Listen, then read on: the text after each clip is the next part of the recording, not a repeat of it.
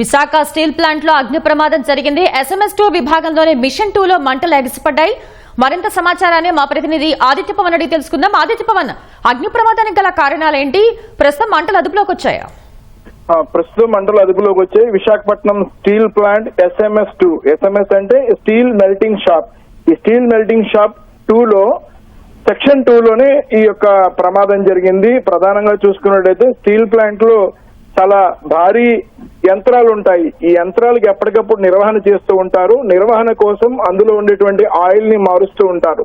ఇలా ఆయిల్ మార్పు చేస్తున్న సమయంలో ఆయిల్ లీకేజ్ అవ్వడం, ఆ లీకేజ్ అయిన వెంటనే నిప్పురవ్వలు ఎగసిపడడం, కేబుల్ ని ఇతర ప్రాంతాలంతా కూడా ఈ మంటలు వ్యాపించాయి. ఈ వెంటనే మంటలు ఎగసిపడ్డాయి.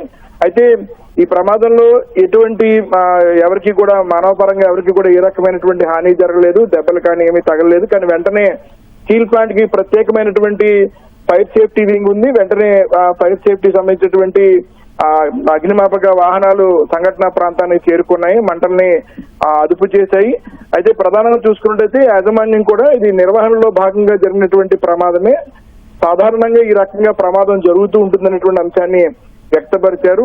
ప్రధానంగా స్టీల్ ప్లాంట్ లో చూసుకున్నట్టయితే బ్లాస్ట్ ఫర్నెస్, SMS ప్రధానమైన విభాగాలు. ఎందుకంటే మాంగనీస్ ని అత్యధిక ఉష్ణోగ్రత దగ్గర 1200 సెంటీగ్రేడ్ ఉష్ణోగ్రత దగ్గర వేడి చేస్తారు. ఈ వేడి చేసినప్పుడు ద్రవ రూపంలో ఉన్నటువంటి స్టీల్ ప్రవహిస్తూ ఉంటుంది.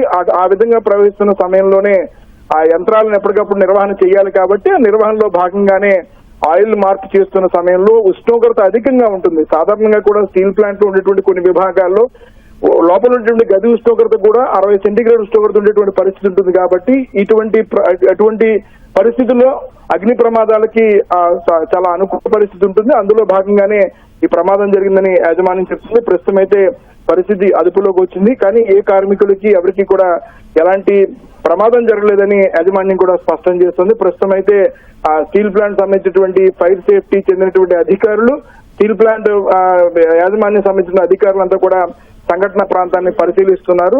నిర్వహణలో భాగంగా ఈ ప్రమాదం జరిగిందని మాత్రం స్పష్టం చేస్తున్నారు. ధన్యవాదాలు ఆదిత్య పవన్.